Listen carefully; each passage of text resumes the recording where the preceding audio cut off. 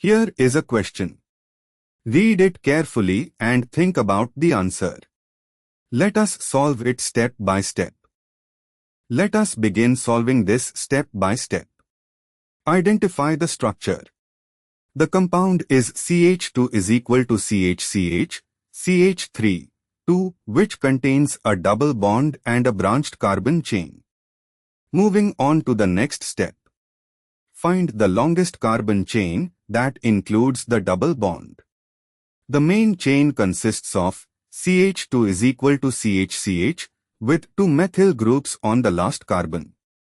Counting carbons in the longest chain including the double bond, C1, CH2 is equal to C2, CH is equal to C3, CH, C4, CH3, giving a 4-carbon chain, but 1 Na as parent, with a methyl substituent.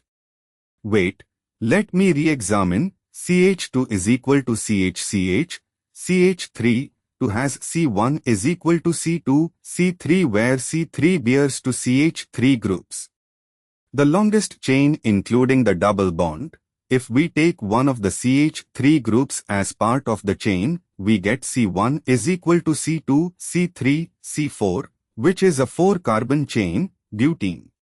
The other CH3 becomes a methyl substituent at C3. Moving on to the next step. Number the chain to give the double bond the lowest locant. Numbering from the CH2 is equal to end, C1 is equal to C2, C3, CH3, C4. This gives the double bond at position 1, but 1 Na, and a methyl group at position 3. And for the final step.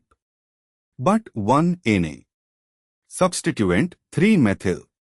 Full name 3-methyl but 1 Na.